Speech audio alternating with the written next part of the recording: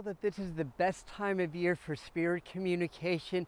Here's how to talk to the ancestral world using 4 spirit communication ceremonies. And no, you don't have to be a medium to make these work. Talking to the ancestral world is safe, and they want to come through and share their blessings with us. But we do have to talk about things like creating sacred space and spiritual safety, just because not everything out there is nice. And then I have actually 5 different spirit communication ceremonies, simple ones that you can do. The 5th one is at the end, and that's going to help the others to work better. So firstly, the veils are thin this time of year. It's naturally, if you look around me, the leaves are falling down. In the northern hemisphere, it's the time that we celebrate endings, death, but also renewal, because death is the beginning of new life. If you're in the southern hemisphere, this is the time of spring and the time of awakening and renewal. But still, in the collective consciousness, this is a time of year that peoples around the world are communicating more with their ancestors. So there's a natural phenomena that happens, that the non-physical world becomes more connected to the physical world, and it's easier to connect with it. So this is a great time of year to do that. So ceremonies within themselves provide sacred space. They provide a sense of protection also. But before you start, you may want to call on protective angels like Archangel Raphael. Depending on what your belief system is, that's going to be powerful for you. Jesus or Yeshua may work, Archangel Raphael, Saint Germain. You can visualize golden light, violet light, but intention moves mountains. These are beings that we're going to connect to. They're not physical anymore. They're not in physical bodies. So they're coming into your world. So you are strong and powerful. So affirm that nothing negative can cross that line. And again, you can create a circle of protection or whatever. Now, when it comes to doing actual ceremony, what I like to do, I like to make an altar. And again, just in my mind, create a sacred space.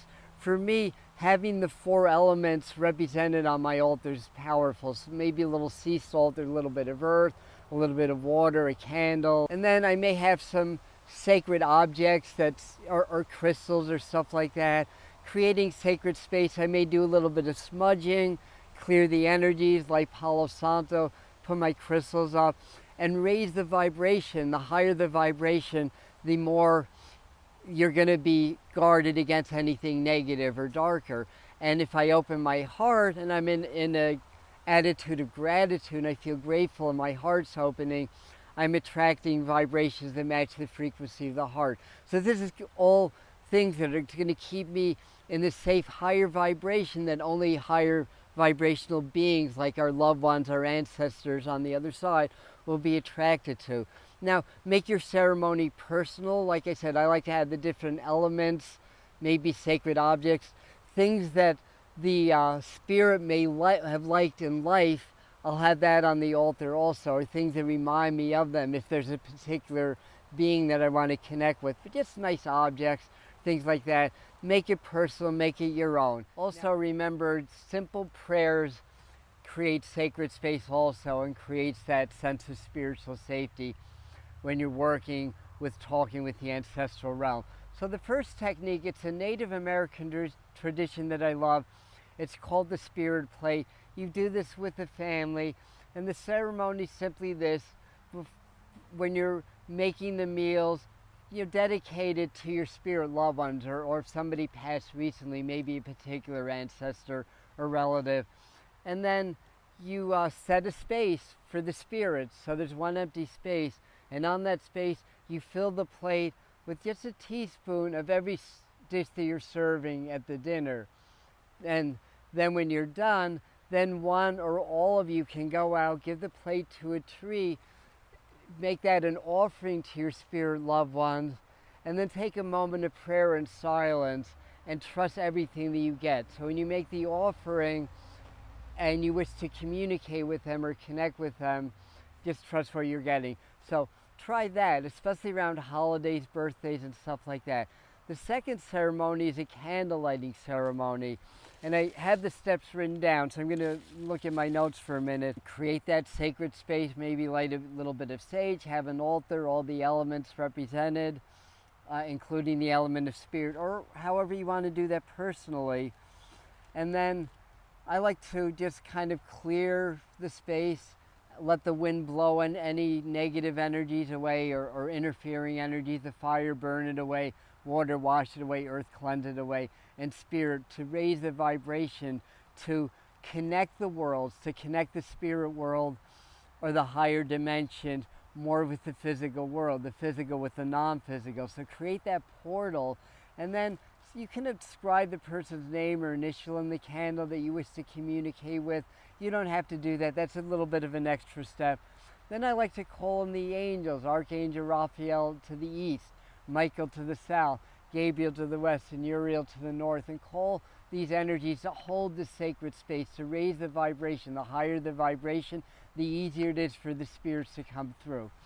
And once that happens, I light my candle, and as I'm about to light my candle, what I'm going to do, I'll light it, and this is a sacred act, and that I pray that through the light of this candle that the spirits can connect in this sacred high vibrational circle, and that the two dimensions or the two worlds can meet. And then when I light the candle, I visualize my hand going into the candle and holding the hand of my spirit loved one. And then with that, gently guiding that loved one into the physical. And once you're there, at that point, trust every single thing that you get. Everything's from spirit. You can ask questions. You may get symbols. I'll put a video above, I think it's on this side, of couple techniques you can use to communicate with the spirit world. Spirit communication ceremony number 3. Use a Ouija board or the updated version called the Psychic Circle. They really do work. And yes, they are safe as long as you create sacred space and raise the vibration, because they have a reputation of drawing in lower astral energies.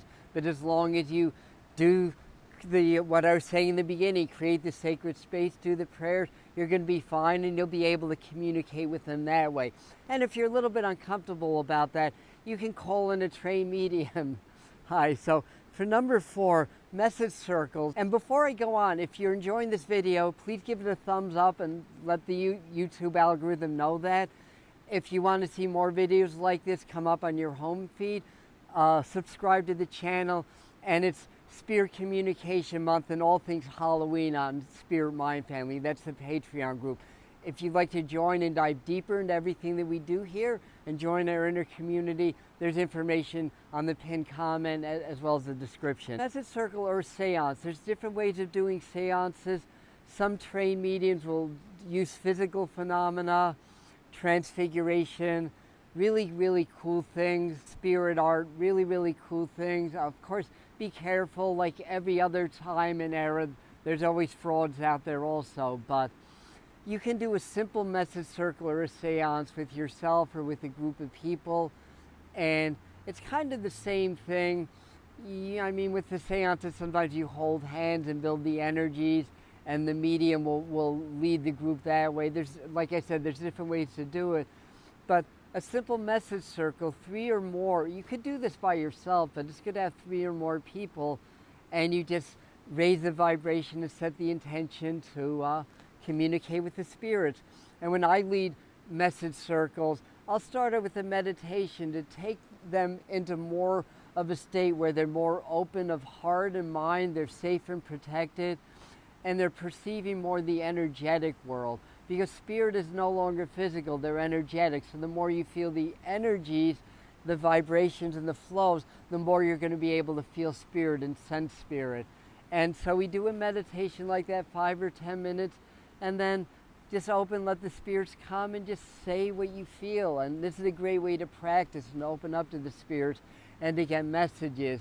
Now, the 5th thing that I was going to share with you is a technique that you can literally see spirits with your eyes and with your spiritual eyes, as well as energy fields and auras.